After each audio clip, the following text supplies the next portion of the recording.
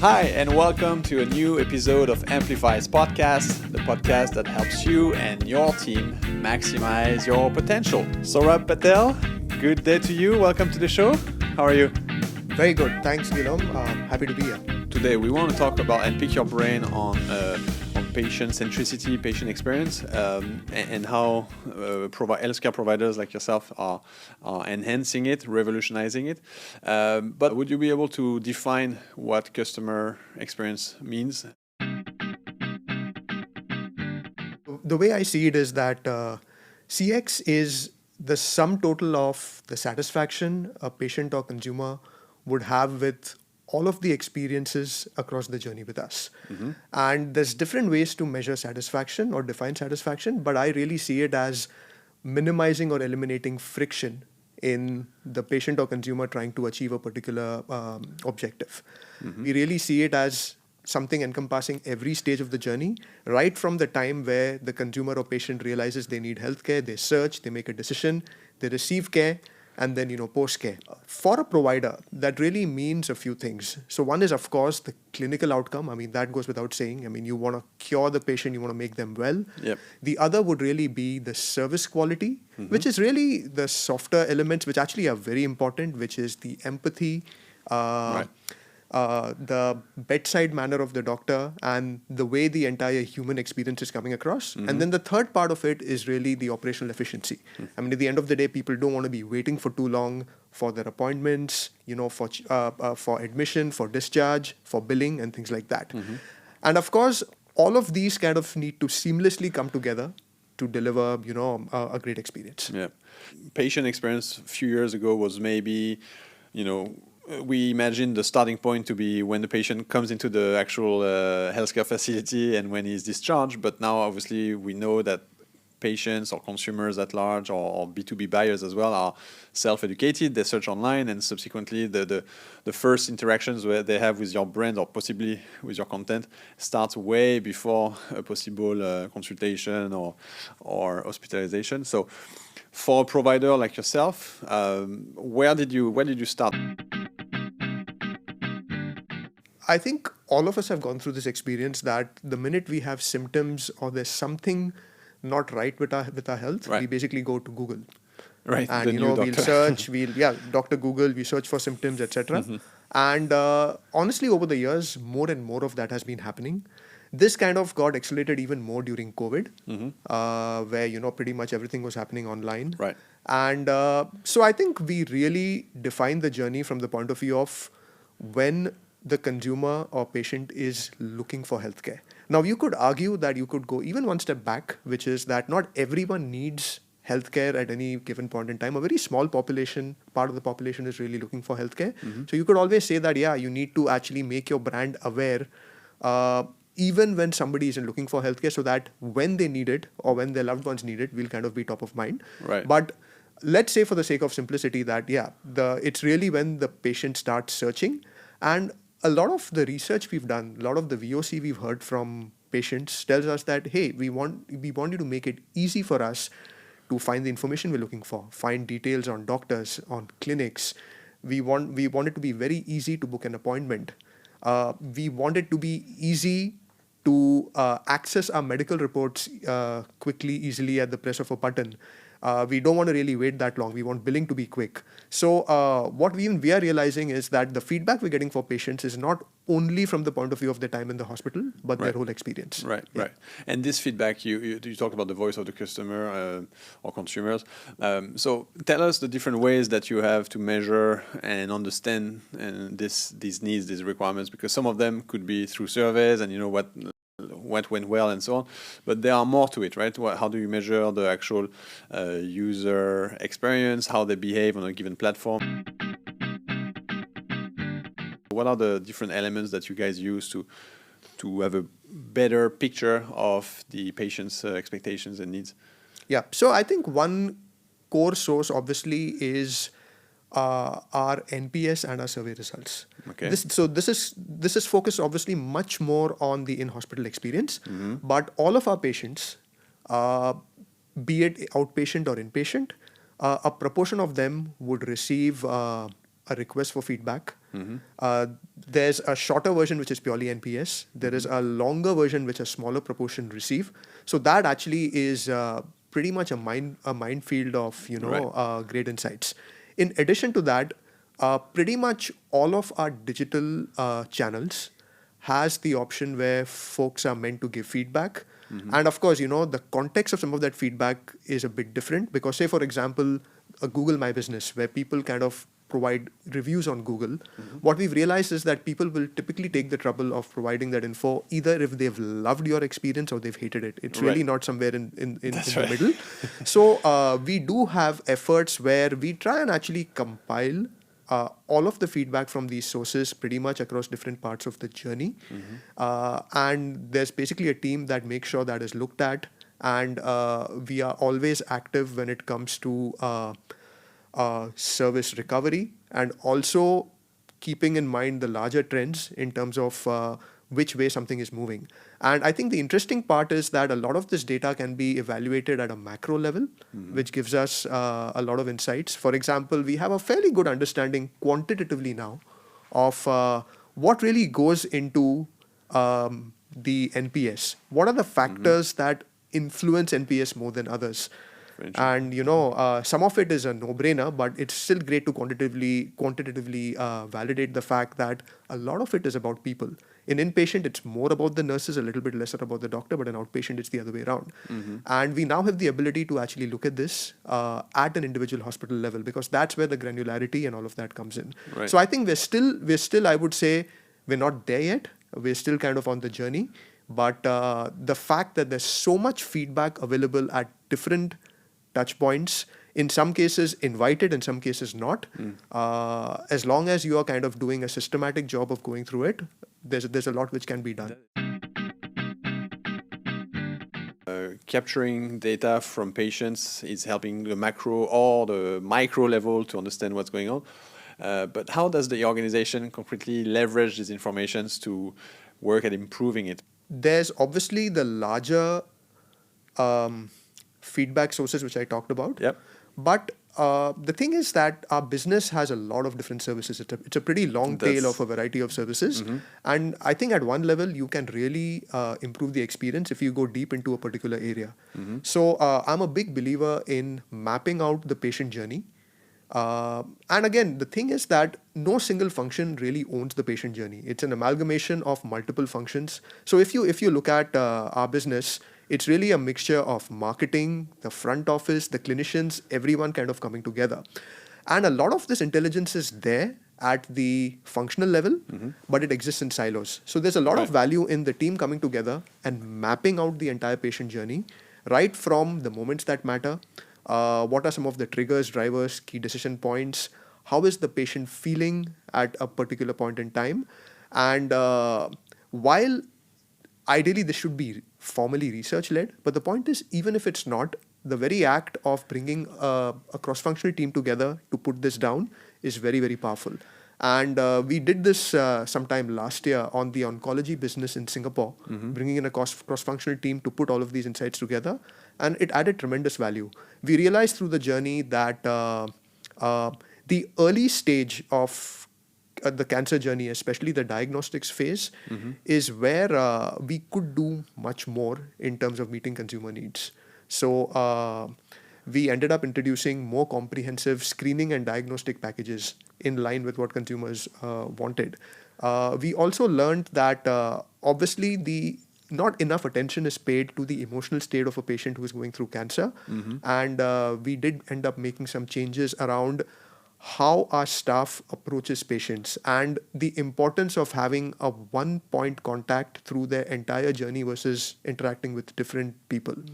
On top of that, the sheer understanding, I would feel, has also enabled our marketing teams to write far, far better briefs when it comes to this area. So I think there is merit in kind of going deep. We've done this for oncology, and we would be in the process of doing it for other areas as well. This is very good. So this cross-functional team coming together to really map this customer journey, and from there being very defining tangible actions that can be worked out. This is great. yet you are in charge of digital engagement platforms, which leads us to believe that in the connected world we live in, patients' expectations are also towards simplicity, availability at one click, and so on. So can you give us some examples of how technology is bringing value in the patient experience nowadays? Yeah, so there's a couple of factors, right? So there is a lot of talk of this so-called consumerization of healthcare, of how patients have seen digital transformation in various other industries and they are having the same expectations in healthcare. And we see this and hear this more and more. I mean, even if we see the number of people who now try and engage with us or try and connect with us through digital mediums, I think it's at a different level versus where it was even 5 years ago. On top of that, I think internally what we realize is that ours is a business where unless you're a chronic patient, you actually wouldn't come to a hospital very often, and which makes sense, right? We hope not to, right? You would hope not to, exactly. And on an average, they say that an average person would visit a hospital maybe once in 10 years. So you don't really have the foundation to build a long-term relationship for a service that is consumed that infrequently. And we believe internally that that's where digital platforms and being able to offer more customized, personalized services and more operational ease kind of comes in. And that's why we've really focused in the last few years on taking our websites and our patient apps to the next level in terms of, the services we offer on them and the UI UX and how easy they are to use. So we launched our My Health 360 app in a couple of markets in the last few years, and we've tried to make it easy in terms of instant access to telemedicine. Not only being able to access your reports at the click of a button, but even be able to actually dashboard it and look at the trends, which is again something there's patients have told us there's tremendous value in.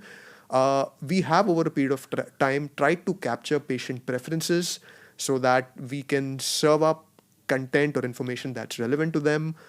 We've tried serving up customized health screening packages based on your profile. So I think again, I think healthcare, I would say that there's still a lot of work to be done on this. And I also believe that healthcare is not like, say, consumer goods or beauty in the sense that, I think you do need to do this in a way which is very subtle. You don't want to be seen as hard selling. Of course. And it needs to come across more as, hey, these guys really get me versus, hard sell or bombardment of one side. Yeah. Of course. We talked about the concept of virtual hospitals. So that's a trend that seems to have been growing in many different markets. Would you mind to explain that trend a little bit to us, and also explain what's the benefit for the patient, for the healthcare provider that you represent as well, and how this landscape is evolving basically? So I think from our context, where we are fundamentally, our core business is hospitals, the way we define virtual, for us, it's not only the digital part, but about the fact that there are other service formats other than hospitals, which are becoming more and more important simply because the technology and the advancement of medical science allows it to be so. So, for example, in Singapore, we now have ambulatory centers, which basically focus on day surgery and the kinds of procedures you can basically come in for a few hours and then go home on. So we are seeing that only more serious or more complex things will happen in the hospital going forward. More and more of it would happen outside it. And we believe that there's also a patient element here in terms of peace of mind. I think it's just a very different frame of mind for the patient if they have to be admitted overnight in a hospital versus, something that's done during the day. Having said that, clearly, virtual care or telemedicine does play a role. And we've had a very interesting experience with telemedicine because when COVID happened, almost overnight, we had to really scale up our telemedicine capabilities and capacity. Now, what's happened post-COVID is that obviously those numbers are down, but there is still a basic demand for telemedicine at a higher level than what it used to be pre-COVID.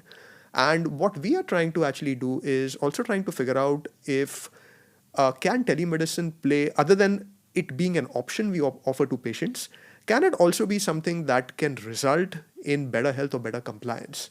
So, for example, what tends to happen is post your health screening, if everything's fine, most patients wouldn't really bother to come back and meet the doctor. Right. So maybe providing that as an option through a convenient option through telemedicine will hopefully help that conversation happen and would help start that discussion that even though you're fine, there's still something more you need to do to kind of take care of your health, etc., etc. So I think that's basically how we look at it. I think for IHH, it's never only online or only offline. Right. It's really a seamless combination of the two, because we genuinely believe that there are certain things in healthcare which actually can't be done virtually. Sure.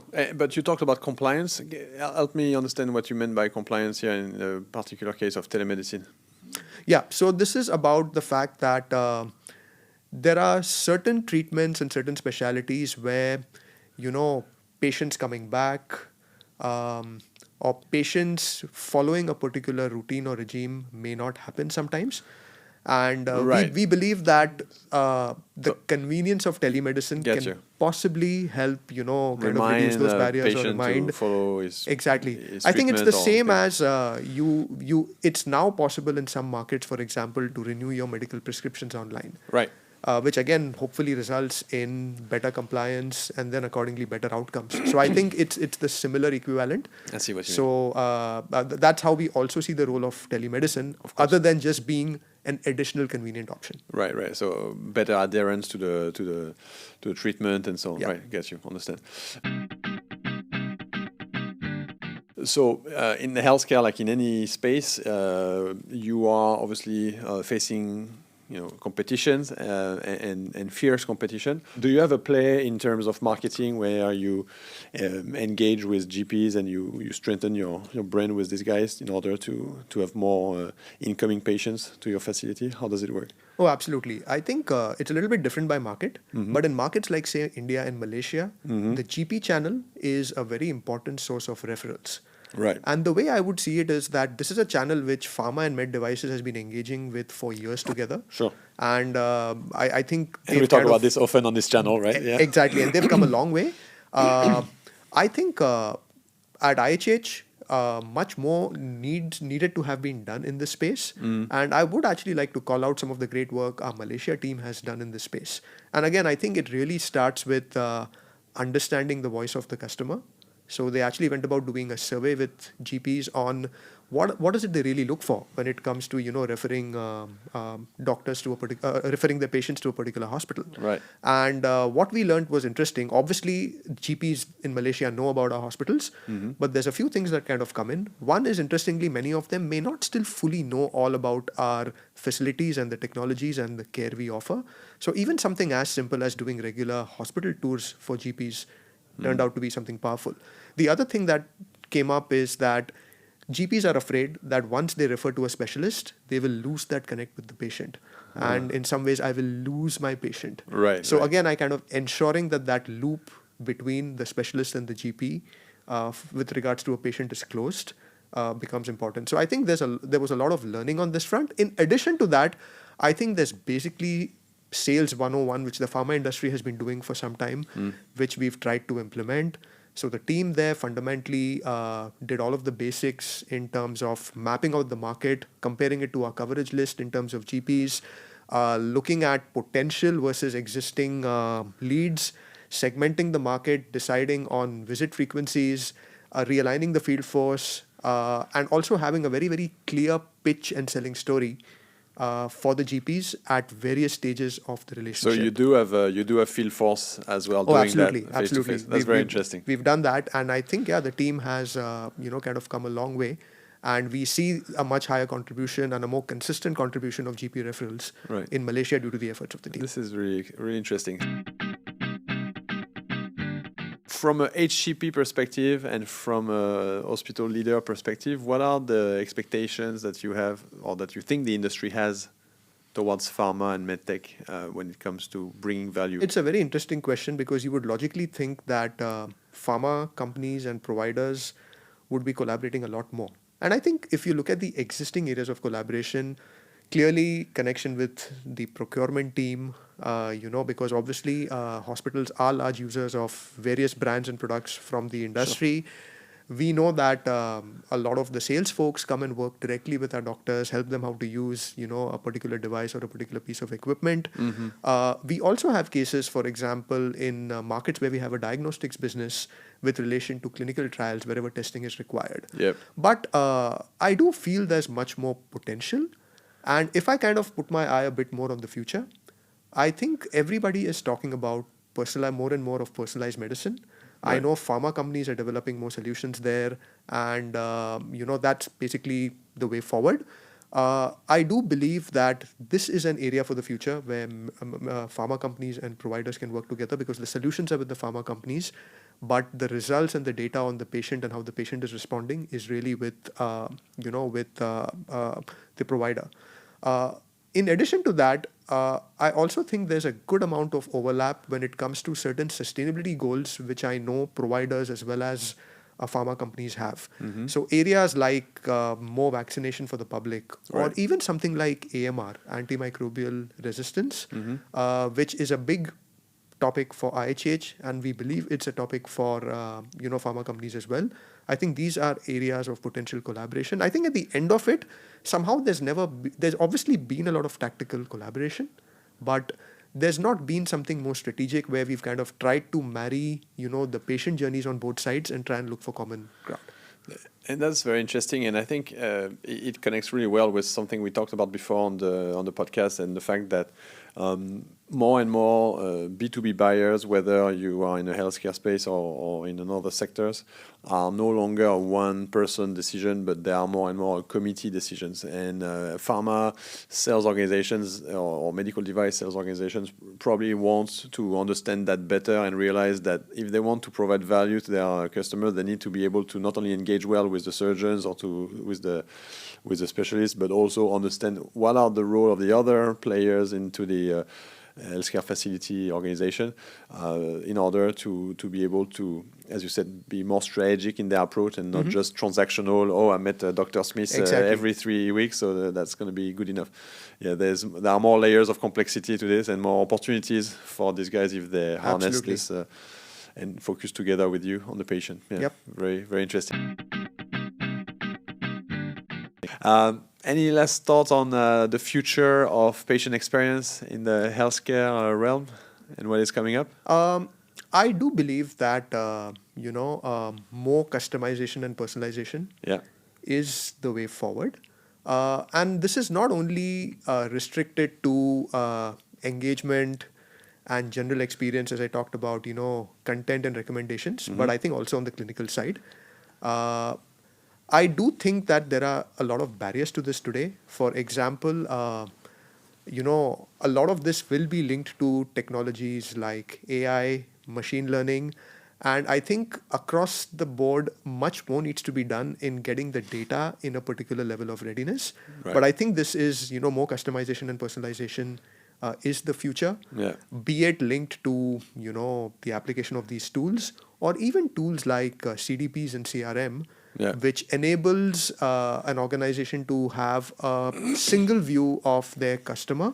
Because again, the customer or the patients, while they visit us and they visit multiple of our locations, they're also engaging with us across multiple touch points. Right. So I think technologies like that will enable you to kind of bring that common picture together and be able to customize and personalize more. And the only other thing I would say is that while all this technology and data sounds great, I think it's also very, very important to keep things simple. Don't try and do too much, deliver a few great things, but really do them well. So I think that's the other piece where, don't get carried away with the technology or the data for the sake of it, but really focus on a few basic problems you're really trying to solve for the patient or the consumer. Wow, I love it. Spot on. Sir, thank you so much for being on the show. Thanks for having me. It was a pleasure. Thank you for watching Amplifies on YouTube. You can also find us, of course, on audio streaming platforms such as Spotify, Apple, Amazon, and so on. Don't forget to subscribe. Don't forget to share this with your colleagues, with your peers, with your network of professionals. See you soon.